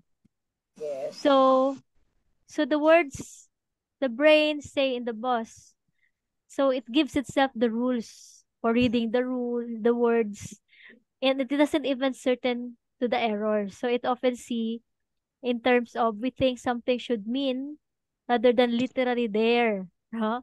And that those that are attempting to prove with their own. So, di ba may mga, pag ano tayong gumawa, minsan hindi natin nakikita yung mali.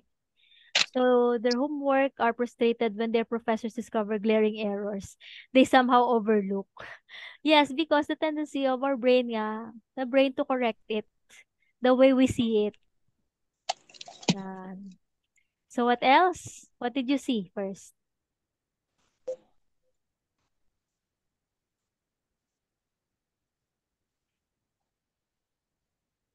Both. Picture of A younger and an old, old man. yes. A younger and an old man with a mustache. So, who see the young girl? Ako, may younger siya sa likod. Yes And po. then may Anong old una nyo man nakita? sa- Yun yung gusto kong matmano. Ano yung unang nyo nakita? The old Yung man. old man. Sino? Ako Sino yung, yung? ako Sino? yung younger na Ako nakatali. po old man. Okay. Alam mo, may Me, a meaning young yan. girl. May meaning yan kung ano yung una yung nakikita. Okay, tingnan natin. Okay? Can you please read, Ma'am Christine? Ano yung meaning? So your mental age is determined by what you observe first. By mental age, we do not mean age in terms of being smart or slow. Mental age in this regard is how you see the world through the eyes of a young kid or through the lens of someone elder. Yun pala yun. Your mental age. See? So, sino, Annie, please, ito naman, pakibasa. The old man. If you saw the old man first, it means that you are quite mature in your thoughts. You have seen the world, experienced its ups and downs, and have grown to see the world for what it is. You have had the experiences and knowledge which have helped you grow as a person. You have, as time passed, grown as a wise soul, and if this was the picture you observed first, you are calm and humble as well. You can see the old man with his head down, bowed down, lost in contemplation. Ayun. Yung meaning pala niya, no? You're quite mature with your thoughts, no? Yung experience mo with the growth. Pwede naman kasi magbago na. No? It's not fixed naman at all, no? It can be, ngayon, no? With itong time na to, this moment. Ganon yung feel mo, no? Yung your maturity of your thoughts.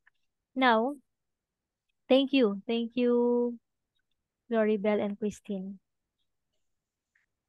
Next,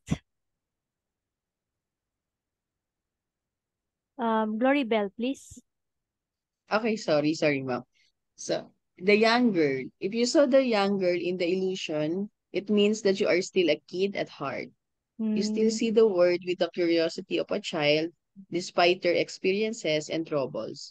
You have not let go of your innocence that you have had since the very beginning. It is a rare quality to have, as most of us tend to ignore our inner child as we grow up.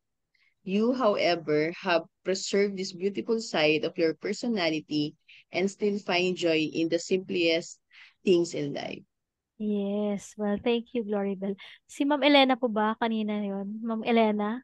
Yes po. Iba? Mas na-attract ako dun sa nakatalikod. And then, nakita ko rin naman yung matured na ano. Oo. Yes. Pero mas na-attract ako dun sa babae. Eh, pero may tendency po ba minsan na you have this childlike Yes po. personality? O, pag Ah. nagkatalo kami ng anak ko, pumapatol ako minsan. It sometimes Totoo shows, yan. no? Napipikon ako eh. Oo. Oo. Okay. So, thank you, no? So, meron pa yan, ha? Ano to pa? Okay. What do you see? Going up or going down? Growing up, Going up. Going up. Hmm, growing up. parang I puro think going up. going down. Oh, si Ma'am Elena yung going down. Okay, going up. Sila Ma'am Christine, Edeline, tama po ba? Up ka Yes, din? Ma'am going up. Glory Bell, going up din? Going up, yes po. Ma'am Annie kaya? Yung iba? Parang both, no? Going down and going up. Going down Ano, yung po. talagang una nyo nakita? Going up. Oh, going up. Going up. Okay, so tingnan natin. Tingnan natin kung ano meaning. Can you please read po? Ma'am Angie, mababasa niyo po ba ito? Sabi niya.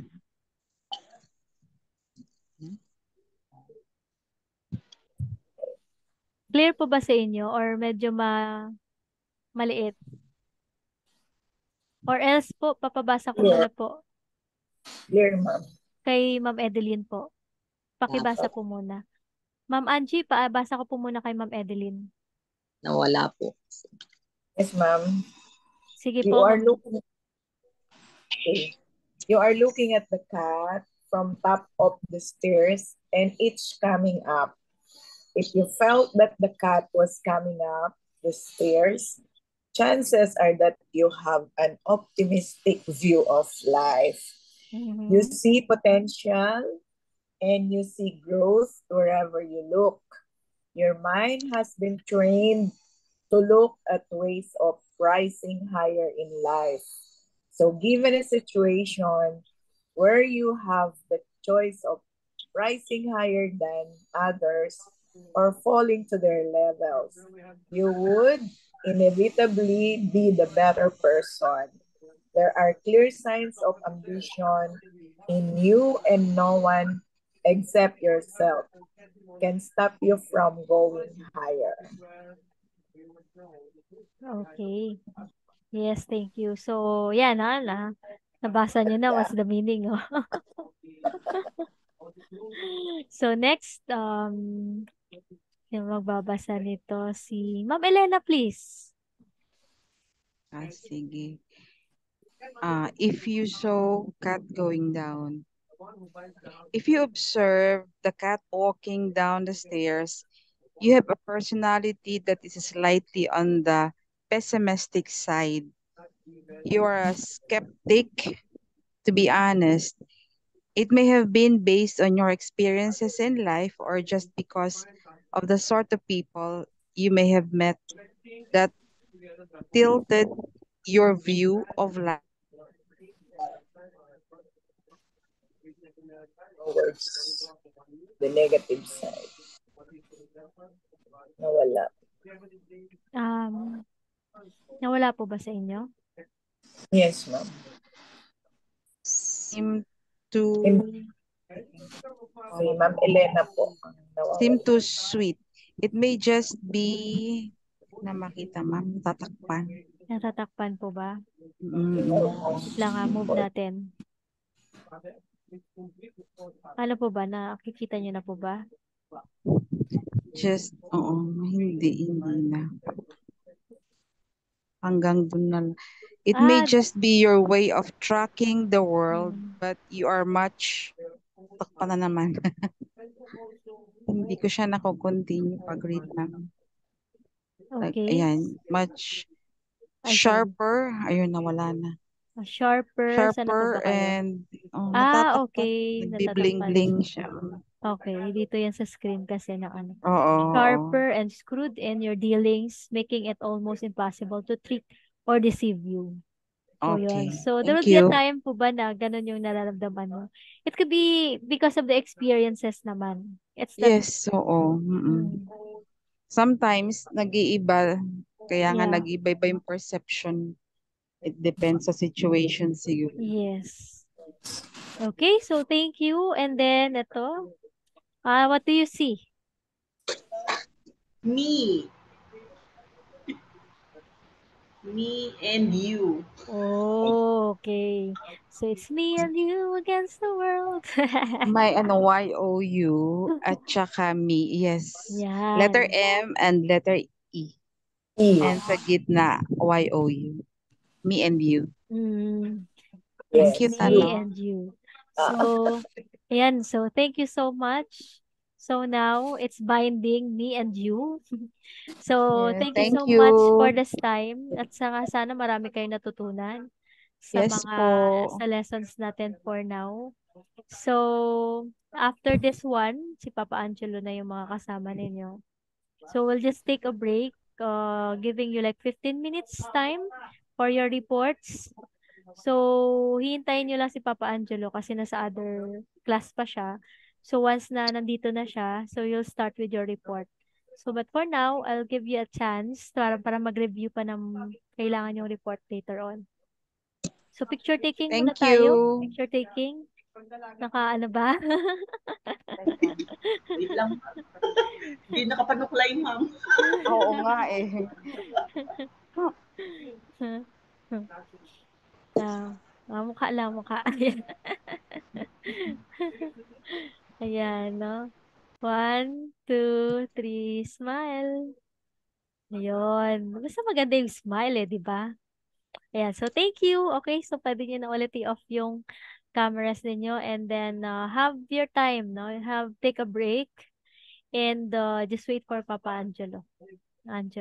Thank you po. Thank you so much, Cora, ma'am. Michael. Thank you. Thank you, Sana ma'am. marami pa kayong natutunan talaga, no? Yes po. Oo. Yes po. Napaka-informative ng magagamit po talaga siya. Ano pa ba yung mga takeaways ninyo para at least from now bago tayo magkahiwalay muna, malaman ko man lang na may natutunan ba kayo?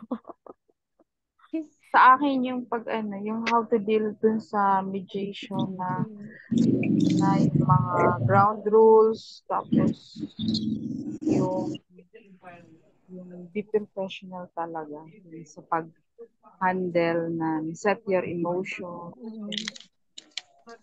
Sometimes kasi nakikirit talaga ako. Yes, carried away tayo. Maiinis ako kasi minsan nagiging one-sided ako, bias. Yung babae kinakampihan ko. Lalo na pag nakita ko na na maraming hindi magandang attitude yung lalaki. Parang naiinis ako, ganun. Yung sumusunod. So, kailangan maging kalma lang. Thank you po. Thank you din. Thank you, Ma'am Elena. Ma'am Christine, ang ganda ng ngiti nyo Oh. Actually, ma'am, very informative po yung today's session. Madami ako actually natututunan, ma'am, sa inyo. Especially po yung reality po, yung nangyayari po sa court. Ang ano ko po kasi, ma'am, yung takeaway ko po talaga for this afternoon session is yung kung paano po kami magiging effective mediator po. Like, for me po, kasi bago pa lang po kasi akong nag-handle. So, si Miss Gloribel po kasi yung usual po na nag-handle po sa amin ng vowsy cases and then po yung sa family po, yung sa marriage. So, yung 2 days after nun po kung paano po siya gagawin, paano po siya i-handle na yung kalmado po kami, yung pag-set po ng ground rules before po starting the mediation po is very important. So, thank you so much, ma'am. Ayan, thank you. Ngayon, maglagay na kayo ng mga ground rules para maiwasan yung nagsisigawan kahit sa vowsy case. Sa vowsy, mga marriage counseling. Yes. Lagay ko yun. Ako naka-display yan eh. Nilagay ko siya sa parang standee. Naka-display siya sa table ko. Na pagkapasok nila, kitang-kita na nila agad yung ground rules. So, Ma'am Angie, any takeaways po?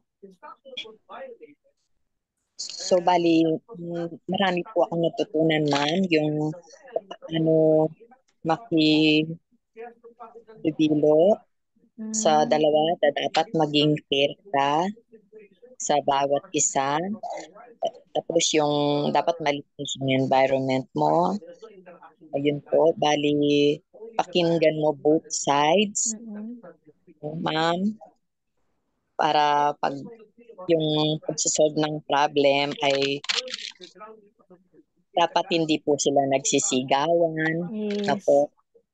So, kailangan po mag-stop ka or dapat yung rules mo dahil ikaw yung ibig kong sabihin, ma'am, ikaw yung mas susunod, hindi sila po. Yes, you're an authority. Opo, ma'am. Opo. At marami pang iba, ma'am, yung may apply namin sa trabaho namin po. Yan, salamat. Thank you, Ma'am Angie. Now, Ma'am Edeline po, any takeaways po? Yes, opo, marami po. Napaka-informative po at marami kaming strategies and techniques na nakuha sa iyo, ma'am. Yung mga experience mo, pwede din po namin i-apply. Yes. Kasi yung palang yung actions lang. Hindi kailangan magsalita. Yes. Like for example. Yes, sure. Stop. Okay. Yes. Out. Gusto ko yun, ma'am. Na kailangan magsalita ng mga harsh word or whatever. Basta kailangan you are a person in authority. Kailangan nilang malaman yun. And of course, not to be biased. Yung nasisettle mo, yung kahit na yung mahirap siya, pero nandun na papagkasundo nyo po yung dalawang party. Gusto ko po yun. At actually, yung yung sa setting ng iyong environment. Yes. Try ko po ngayon na maglagay ng aroma. Nakaka-relax pala talaga siya, ma'am. Ayun. Ang ganda. Ay, naano mo na siya. Effective, yes. no? Opo, may chamomile po kasi ako. Ay, oo. Magandang chamomile. Parang lavender din kasi siya. Yung effect niya. Yes. So, napakarami naming takeaway, ma'am. Kaya, doon sa mga ground rules, kailangan meron ka nang naka-display, hindi na kailangan pa sabihin mo sa kanila, nandyan na. Habang hindi ka pa nagsisimula, they can read it at nakikita na nila. At on their own, makakuha na rin sila ng mga idea na ganito pala. Ganyan. Yun po.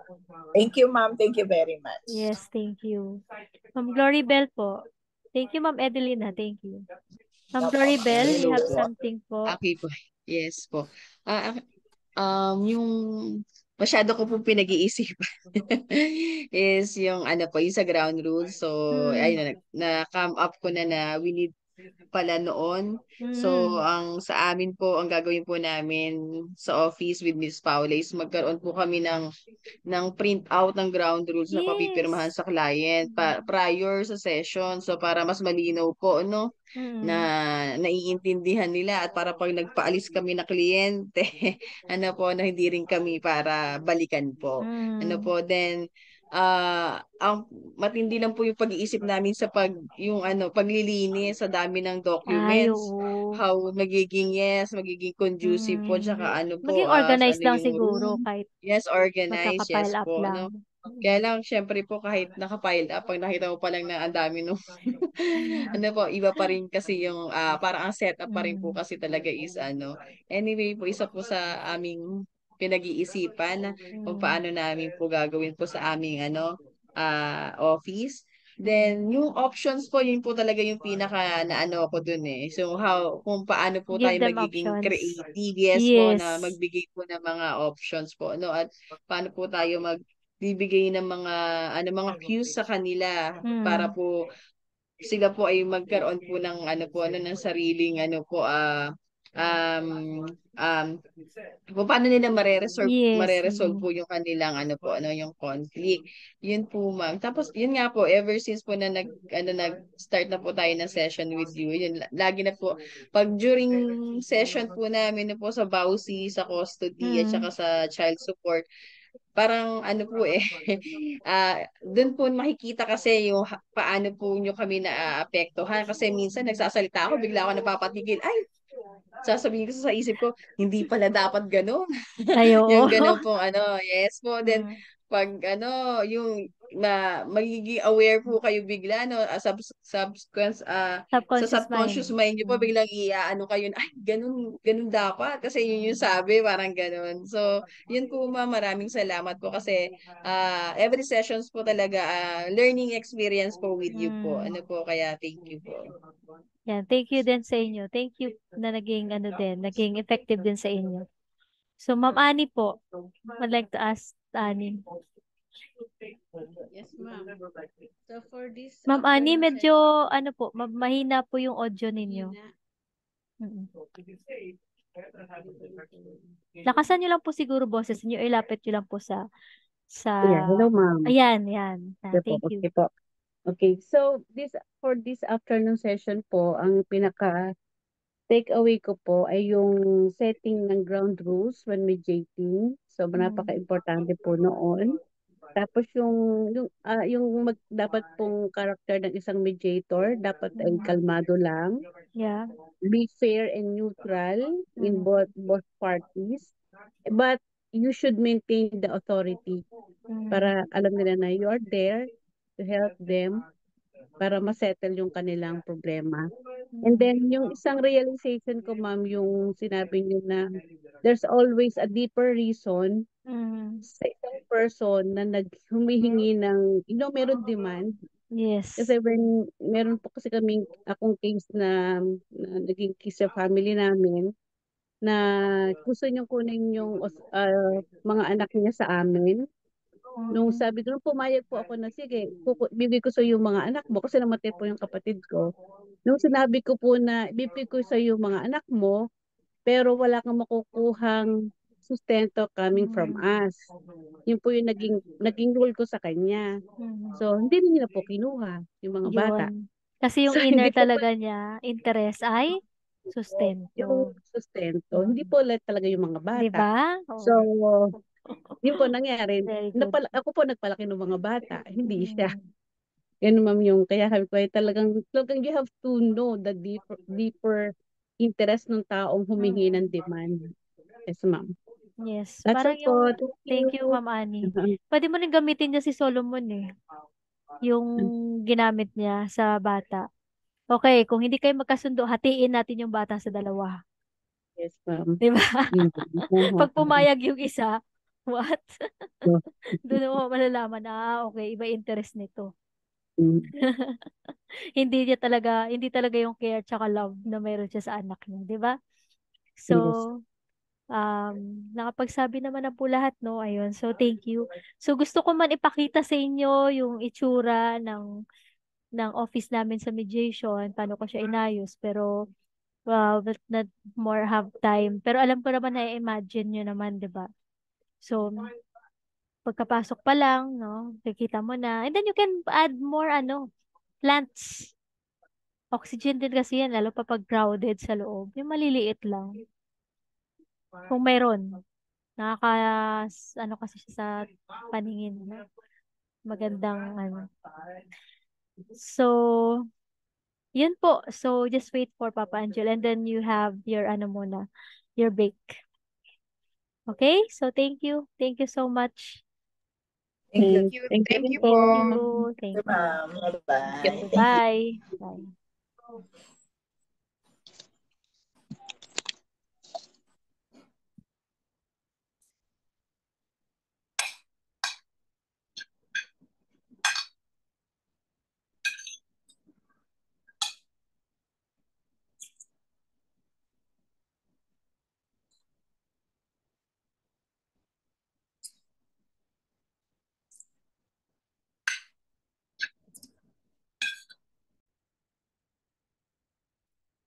Hello, good afternoon. Nandiyan pa pala kayo?